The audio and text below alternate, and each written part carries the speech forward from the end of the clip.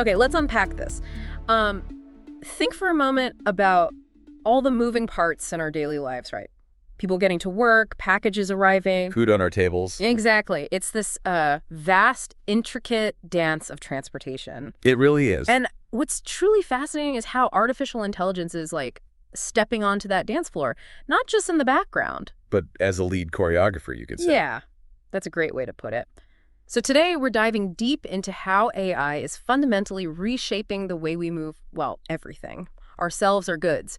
It goes way beyond just the self-driving car talk. That's absolutely right. What the sources you've compiled really highlight is that AI's influence in transportation isn't some, far-off future thing. It's happening right now, rapidly evolving. We're seeing it touch everything from optimizing our commutes to powering totally new kinds of mobility. Absolutely. And for this deep dive, we've gathered some really insightful pieces looking at this transformation from, well, all sorts of angles. We're going to explore the current state, the future promise of autonomous vehicles. Right now, AI is making our city's traffic and public transit systems smarter, the innovative ways it's helping with sustainable logistics. Big topic there. Definitely. And we'll even peek at some of the more, maybe mind-bending future possibilities AI is unlocking. Sounds good. Let's maybe start with autonomous vehicles. That's often the first thing people think of, AI and transport. Makes sense.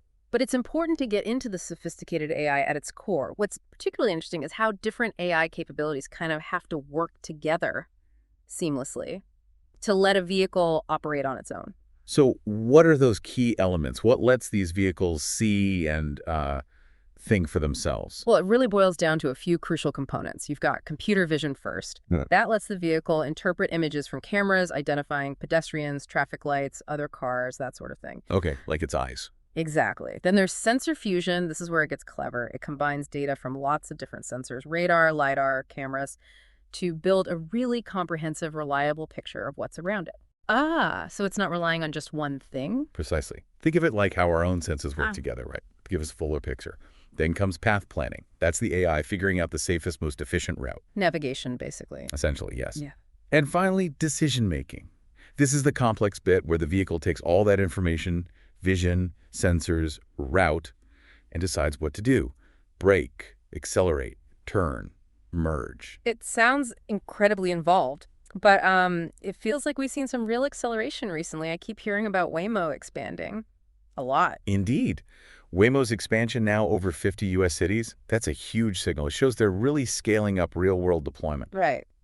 And we're also seeing notable progress with Tesla's full self-driving. Version 12.5 especially seems to show better handling of tricky driving decisions, more nuance. And Cruise, they had that pause last year, but they're back, aren't they? What does that tell us? Yes, Cruise has restarted its robotaxi service. They're really emphasizing enhanced safety protocols now.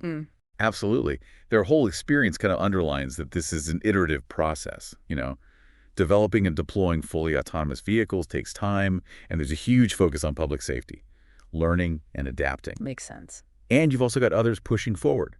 Companies like Zoox, that's Amazon's company, they're actively testing fully driverless, level 4 vehicles in places like Las Vegas. Complex places. Level 4, no driver needed in specific areas. That's the idea, yes. Yeah. And then Mercedes-Benz got approval for level 3 systems in California. That's another step. The car handles more, but the driver still needs to be ready to take over. So it's definitely a spectrum, level 3, level 4, but it sounds like we're really moving past just theory now, seeing them on the streets. We are. But there are still hurdles, I imagine, big ones. Oh, absolutely. Safety is still the #1 concern. Cruise's earlier suspension really highlights how critical rigorous testing and validation are. Can't cut corners there. And the regulatory side is still, well, it's evolving. You see different approaches. The EU has its big AI Act, while the US is more state by state. That makes things complex for developers. A patchwork quilt of rules. Kind of, yeah. And then there's public acceptance. Building trust, getting people comfortable with the idea that the car is driving itself safely and reliably.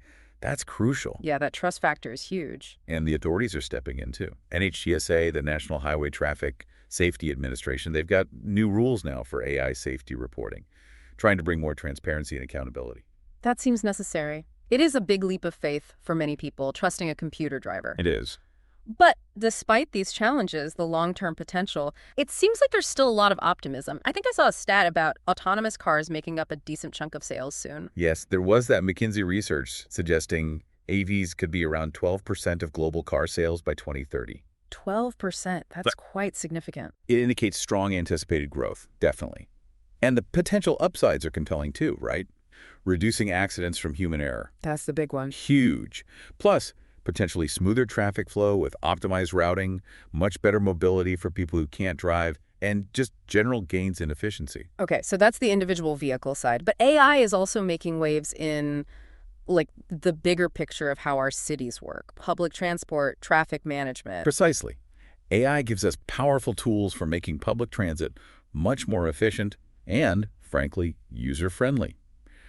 Take predictive maintenance for trains and buses. How does that work? Well, companies like Siemens Healthineers are doing this for railways.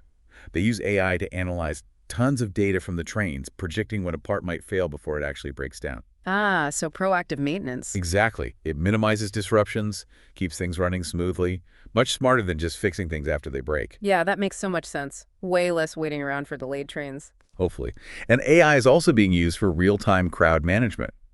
Cities like Singapore use AI-powered sensors. Sensors? Yeah, to monitor how many people are on platforms or buses. Then they could adjust schedules, maybe add more trains or buses dynamically to stop overcrowding, improve the whole experience. Anyone who's been squished on a rush hour train can appreciate that. Definitely. And what about traffic jams? Those frustrating bottlenecks. Is AI helping untangle those? It is, yeah. Pittsburgh, for example, they put in AI-controlled traffic lights. They reported something like a 25% reduction in congestion. 25%? That's substantial. It really is. And Google has Project Greenlight. They use AI to look at traffic patterns at intersections and tweak the light timings. The aim is to cut down on delays and also reduce emissions from idling cars. So potentially shorter commutes and cleaner air, that's a win-win. Absolutely. And I've heard about this concept, Moz mobility as a service. How does AI fit in there? Right, Moz. Basically, these platforms integrate all sorts of transport options, public transit, ride-sharing, bikes, scooters, into one app. Okay. AI is the brain behind it. It analyzes your travel needs, checks real-time availability, traffic conditions, and then suggests the best way to get from A to B using whatever combination works best. So it pieces it all together for you. Exactly. A good example is the Whim app in Helsinki. It seamlessly combines different services using AI to give you personalized travel plans. Huh. It's like having a personal travel planner in your pocket, making city navigation less of a headache. Pretty much. You can really see how this could lead to smoother, more predictable journeys for everyone. Yeah, I can. Okay, so moving beyond just people in cities, AI is also changing how goods move, right? Logistics, freight, and making it greener. Yes, that's a critical area, Yeah. especially with the focus on sustainability. AI is making some big contributions to greener logistics. How so? Well, one key thing is route optimization for freight. Companies like Einride, they're developing those electric autonomous trucks. Ah, yes, I've seen those. They're using AI algorithms to figure out the absolute most efficient routes. They're reporting fuel consumption cuts of around 15 to 20%. That's huge, reducing mileage and energy use. 15 to 20%. Wow, that really adds up. It does. And it's not just the big trucks either. Think about last-mile delivery, the package coming to your door. Right. Companies like DHL are using AI in their warehouses, sorting, handling packages more efficiently. And they're looking into autonomous delivery drones, too. That could really cut down emissions in cities compared to vans. Drones delivering packages still feels a bit futuristic, but it's happening. It is.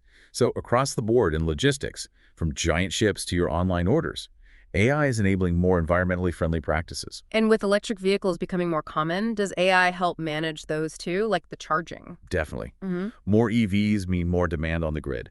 AI is crucial for managing that. You can analyze energy demand patterns, optimize charging schedules for EVs. So everyone doesn't plug in at 6 p.m. Exactly. Balance the load. Tesla's virtual power plant projects are an interesting example. They use networked home batteries, managed by AI, to potentially feed power back to the grid during peak times. It helps stabilize things, makes the whole energy system more resilient and sustainable. It's fascinating how interconnected it all is. The vehicles, the grid, the logistics. It really is a system-level transformation. Now, as we look ahead, Yeah. What about the really cutting-edge stuff, the almost sci-fi transport tech being developed with AI? Ah, the wild future. This is where it gets really exciting. Um, think about flying taxis. Flying taxis, seriously. Seriously, companies like Joby Aviation, Archer, Mhm. they've already got FAA approval to test their EVTL's electric vertical takeoff and landing aircraft in cities like New York, LA. Wow. And AI is absolutely essential for flying these things autonomously, navigating, managing the low-altitude air traffic, Okay, that is pretty wild. Still feels like something out of Blade Runner, but maybe closer than we think. maybe. And then there's the hyperloop concept. Right, the tube travel thing. Yeah. Virgin Hyperloop has made progress testing its pods. Using AI to drive them, they've hit speeds over 600 miles per hour in tests. 600 miles per hour. Incredible speed. Yeah. AI would be critical there for controlling the pods in those near vacuum tubes, ensuring safety at those velocities. Mind-boggling. And let's not forget space travel. SpaceX is already using AI pretty heavily for its autonomous rocket landings, orbital navigation, Yeah. making space exploration more efficient, potentially more accessible down the line. So from our roads to the skies, even to space, AI is just pushing the boundaries everywhere in transport. It truly is. It's not just incremental improvements, it's fundamentally reshaping the whole landscape across all sorts of modes and industries. Okay, so as we kind of wrap up this deep dive, the big takeaway seems to be AI in transportation. It's not a distant dream anymore. Not at all. It's here, it's evolving fast, and it's impacting everything. Our commutes, global logistics, even how we might reach beyond Earth someday. Exactly. The potential for, better efficiency, improved safety, more sustainability. It's immense. It's really exciting to watch this transformation happen. Absolutely. And on that note, thinking about everything we've touched on today, self-driving cars, smart cities, green logistics, those wild future ideas, here's something for you, the listener, to chew on. What single aspect of AI in transportation do you think will have the biggest impact on your daily life in, say, the next decade? Definitely something to ponder. It is indeed. And look, if you found this deep dive into AI and transportation valuable, and maybe you want to support more explorations like this into the world of AI, Yeah. you can find a link to our Buy Me a Coffee account right there in the description below. We'd really appreciate the support. Thanks for tuning in. Thanks, everyone.